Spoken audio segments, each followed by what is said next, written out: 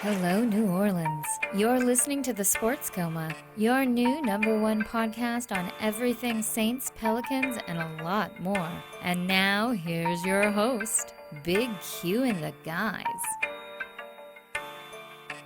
Welcome back to The Sports Coma with Big Q and the guy, and we're talking about the Saints, man. We covered some interesting topics in this Sports Coma, episode 19 to the 6. Of course, we got to give some information out to all of our listening public out there to know that the Sports Coma is undergoing some changes. Of course, we're moving from one studio to another. We got a lot of equipment that we're moving back and forth, so bear with us during this change. We'll continue to deliver to you, our podcasts, our shows to the best of our ability. So still be patient, still continue to be the fantastic supporters and donators you are, and continue to help build the platform as we move further and further up and up that ladder toward our ultimate prize. So thank you very much for all that you do on this great transition. Now, DC, going back to you, of course, we were talking about the bubble guys from the previous break.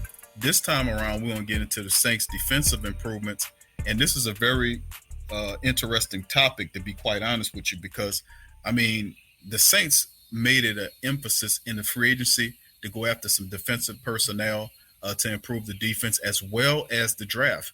And they were keyed in to say, you know what, we need this, we need that. Of course, talking about defensively, one of the first acquisitions the Saints went after, and I'm going to name some guys, and you tell me what you think about some of these guys that I'm going to tell you about, and why I think that we'll be at least a top 10 unit coming into. And the reason why we're going to win the Super Bowl is not, we know we got a top 3 offense, but the defense will then assume that top 10 ranking as well to help propel the team even further.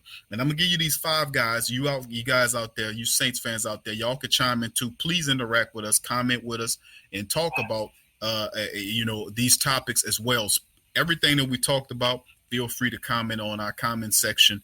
Holler at us. Also subscribe to our Sports Coma via Twitter, Sports Coma on Twitter, or on Facebook, Big Q and the guys from the Sports Coma. You can see those links in the description section of this video. Now, with that said, let's look at some of these top 5 guys that I named that's coming in to help this Saints defense become a top 10 unit. Number 1, we're going to talk about, and it's not particular order, let's start from the back on up or whatever in order, but one of the first things the Saints did in free agency was signing a safety with experience, Kurt Coleman, a guy that's very intelligent. From Carolina, he sees the field well. He joins former Carolina AJ Klein here. He's provides the experience to help some of our young safeties who are still young and learning. I think he is definitely a heady guy that'll help out in the transition on the back end that helps solidify our secondary. I also want to talk about Patrick Robinson, who comes home, who was drafted by this team, a former first-round draft pick, went out, won a Super Bowl with Philadelphia, had some experience, refined his game, and I think this Patrick Robinson is the best Patrick Robinson of his career.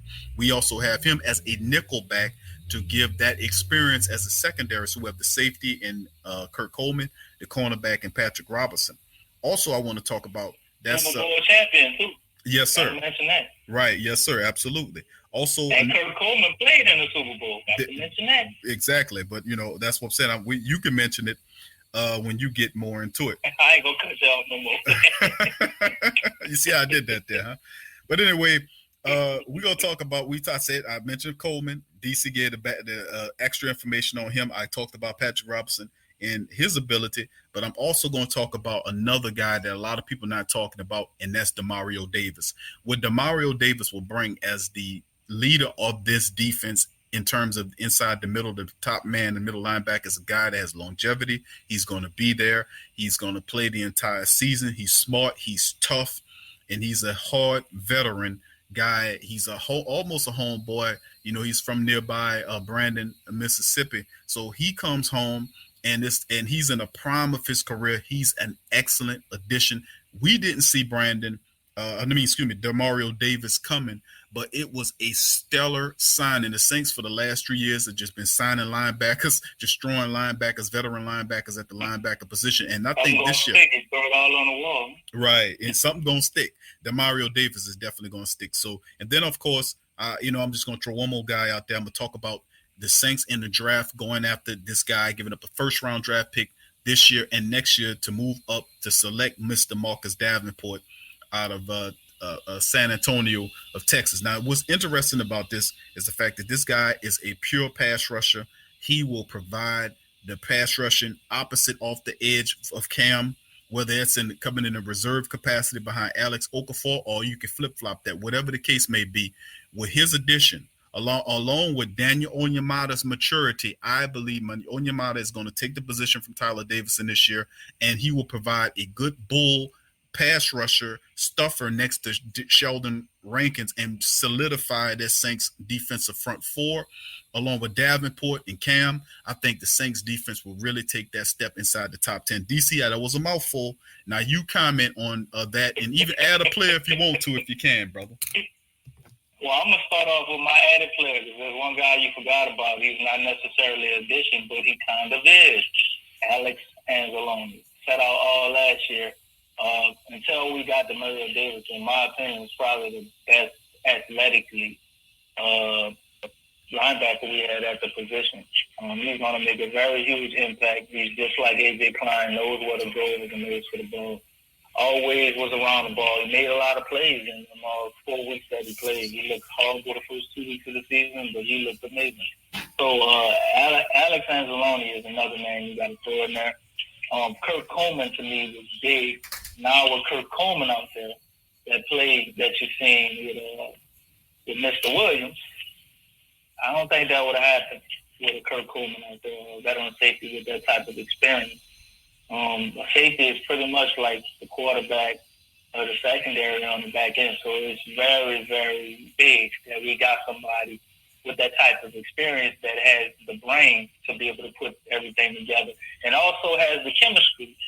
He goes paired up with A.J. Klein, who he played with at Carolina, and he's an Ohio State Buckeye. So he knows Marshawn Lattimore, Michael Thomas. I'm sure he's met these guys before, so it's almost like coming home for him. Then you got Patrick Robinson, who is coming home.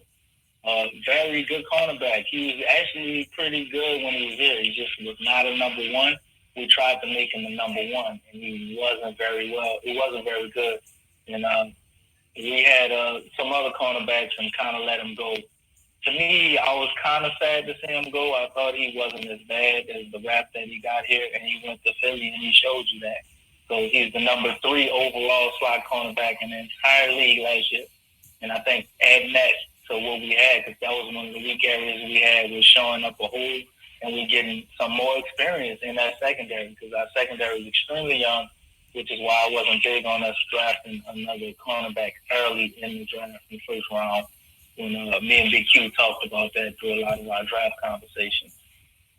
And also, last but not least, Mr. Davenport. Oh, no, I still got Demario Davis. He's going to be last. But Mr. Davenport, man, this guy is amazing. Everything I've been hearing about him, he has superstar written all over him. He's got the size. He's got the body. He says all the right things. So it's just time for him to go out on the field and produce. And, I mean, if he's a fraction of what a first-round talent picked in the top 15 should be, that's going to be pretty amazing for us, because we got Cameron Jordan on the other side, and we just need you to be one-on-one. You got Oyemata, like you were saying, going to step up. We got Sheldon Rankins doing this. They're still on a high. We got Alex Hope in the back end of that, rotating it out, maybe starting in the beginning of the season. I think Marcus Davenport is going to be an excellent addition to this team, and a lot of people are going to be looking back at the extra pick we gave up, like, so what? Then you got Demario Davis, man, probably the best acquisition of all of them. He was the Jets defense last year. 140-something tackles, some crazy numbers like that. He is good in pass coverage. I heard knock on him. He's not supposed to be a good cover linebacker, but he's good in pass coverage, very versatile. This follows the team for all of our linebackers now. they can all play multiple positions. So if he needs to play the Will spot or he plays the Sam spot, he can do that. Him and Anzalone can be out there. AJ Klein can be out there with Anzalone. Him and AJ Klein. So we got a lot of versatility.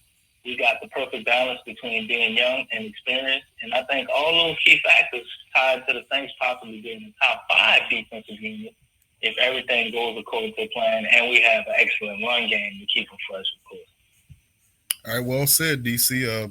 I like to throw in the Alex Anzalone because people forget about Alex Anzalone. He had that issue with his shoulder. And he's definitely going to be a compatible part. Then, of course, the depth purposes of guys like Craig Robinson, AJ Klein, and then you have Manti Te'o. Right. So it's very interesting. Alex Okafor is another guy. If Keith Kaha, the guy you said going to get cut, if they find a way to keep him as well as a lot of these other guys we got in the line, and he is the player that he's been but doesn't get hurt. I mean, who always look like this? Right. I mean, we him as a rotational pass rusher. We said it quite before, man. We talked about this before about how stacked the Saints are, especially at the pass rushing position. We won't talk about the Saints actually throwing pieces at a position like they threw at the linebacker position. They threw a bunch of pieces at the pass rush defensive end position as well.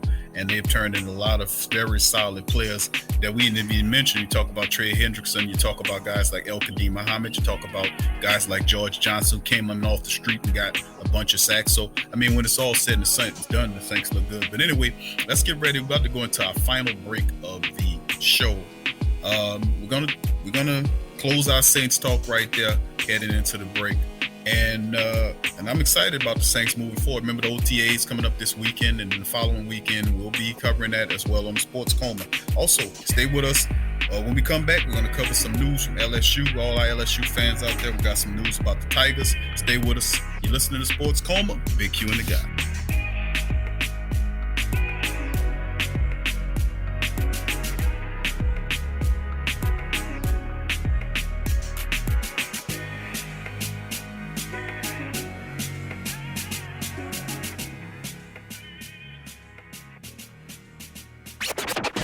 I'm a Saints and Pelicans fan, so the only podcast I can get my fix is the Sports Coma with Big Q. The guy's intense, funny, and they always keep it real.